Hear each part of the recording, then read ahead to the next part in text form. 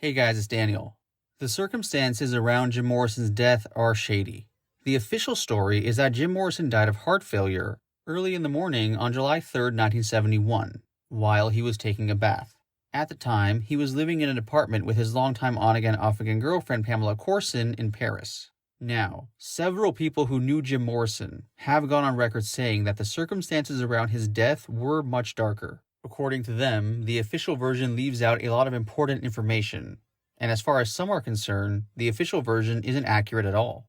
It is important to note that no autopsy was conducted. It wasn't required by French law. In this video, I'm going to read to you a quote from Jerry Hopkins.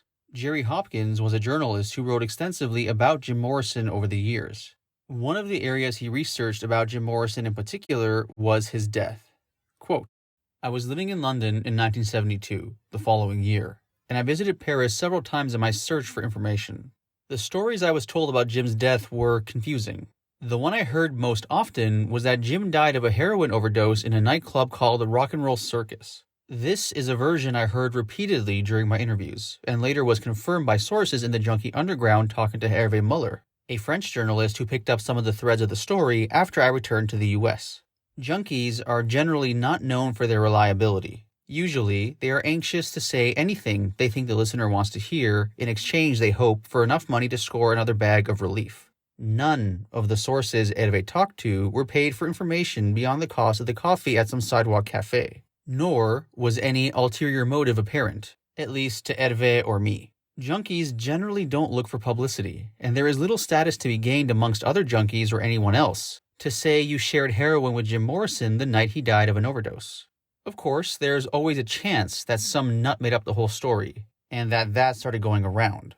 But the lack of contradiction on the basic points of the story is impressive. Nor does it seem that this version of Jim's death was a fabrication created to counter the official version.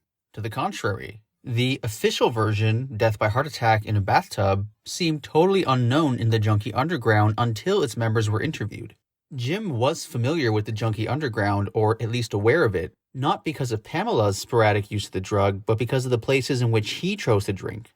The most notable of these in Paris at the time was the Rock and Roll Circus, where the walls were covered with huge photographs of rock stars, wearing clown costumes. Earlier, this was the slickest rock club in Paris, where Led Zeppelin, Richie Havens, and Johnny Winter had played, but by the summer of 1971, it had slid close to the bottom. Rock and roll was still the music played, but now, most of the action wasn't on the dance floor, it was in the bathrooms.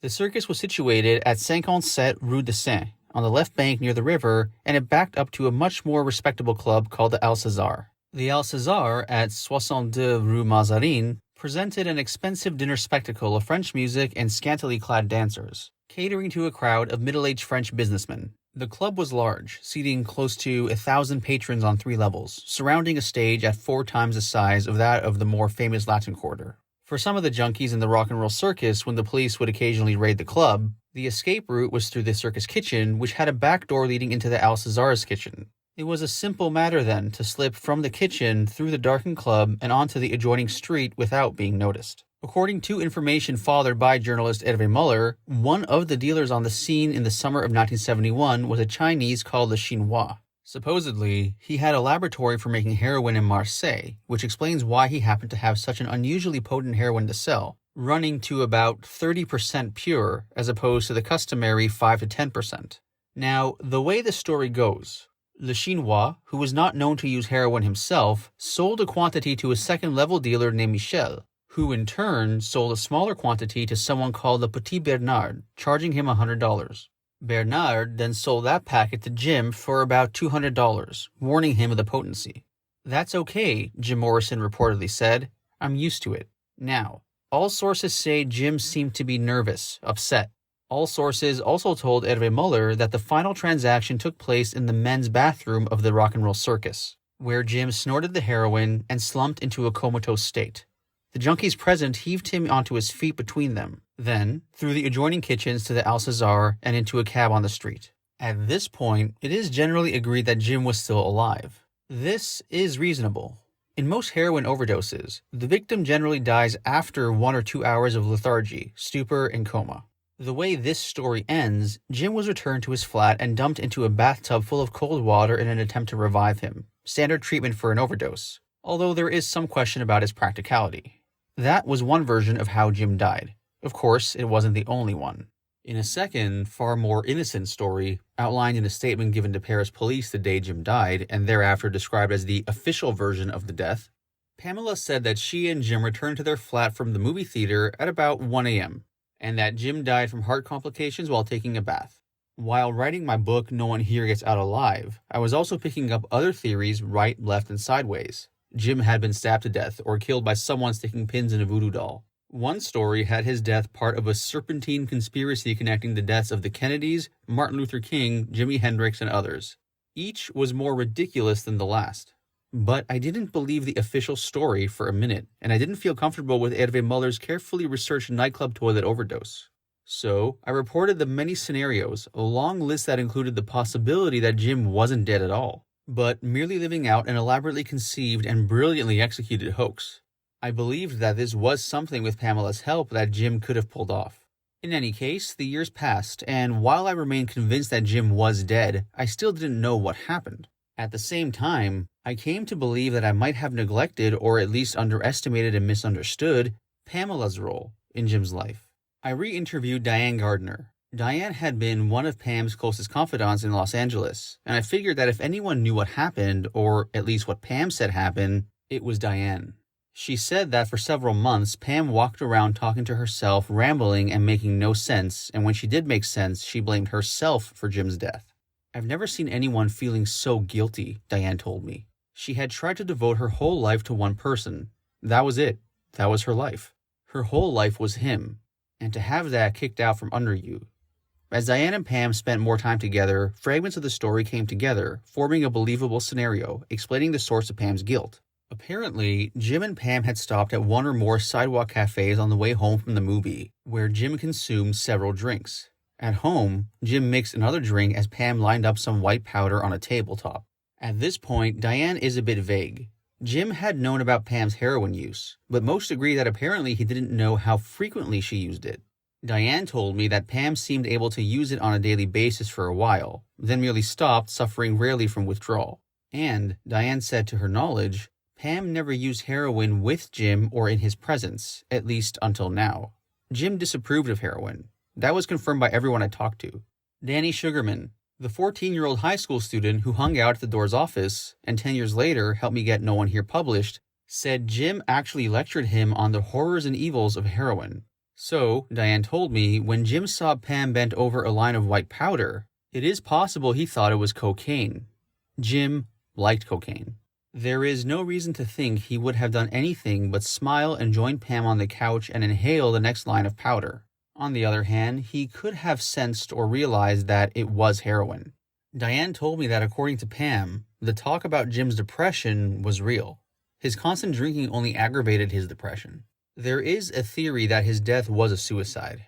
Diane doesn't dismiss that theory, at least not entirely. She told me that when Jim saw the powder lined up so neatly on the tabletop, he may have known it wasn't cocaine but heroin, and knew the dangers of what lay in its use, especially in combination with alcohol. Danny Sugarman told me a slightly different version of the same story. Danny said, I seem to remember Pam saying something about Jim discovering her heroin. Jim dumped a quantity on the table, deftly pushing it into long, thick lines, probably with the edge of a paper matchbook or a credit card. He inhaled the first line. Apparently, Pam said, Jim, don't do too much. Don't do too much. Instead of saying, Jim, it's smack, because she had been hiding it from him and she knew very well he did not do that. And he did not want her to do it. He saw what heroin did to people. He knew the hazards of it. So, I remember a feeling of guilt from Pam, and an implication that Jim had discovered her stash and Pam said, oh, Jim, it's just coke, which he wasn't really into at that point anyway. And Jim said, let's do some. He put it out and snorted it like it was coke. Danny insisted that he didn't know the true story, because this was only one of many that Pamela told. And the one she told most consistently, the official version of a heart attack in a bathtub, is, however, the version he believes. A variation of this story was told by Alain Ronay and Agnes Varda, friends of Jim's in France, to Paris Match magazine in 1991. In this version, Pamela took Ronay's arm in the Paris apartment as the doctor was examining Jim's body. Pamela said she and Jim had been snorting heroin for 2 days.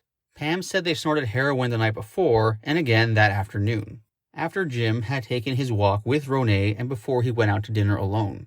When they returned home from the movie and the bistro, the heroin came out again. Ronay quoted Varda as asking, "Who had the heroin? Was it you?" Pamela said, "Of course."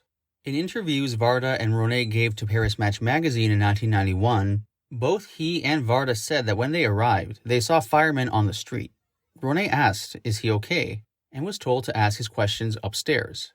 Ronay and Varda went up to the second-floor apartment. Now, there is a contradiction in the Ronay and Varda stories at this point. Varda remembers clearly that when they arrived, Jim was still in the tub, surrounded by members of the fire brigade.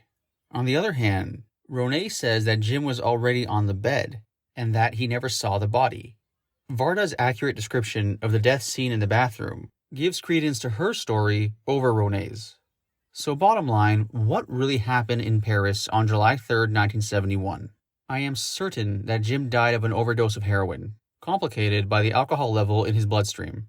What generally happens when these two drugs come together and deliver their synergistic hammer blow is described as a massive pulmonary oedema, a kind of mega heart attack where the victim, poisoned by the combination, slumps forth spilling from his mouth and nostrils. Of course, no one will ever know. The only person present at the time of Jim's death was Pamela, who may not even have known herself what happened, and if she did, she took the full story to her grave.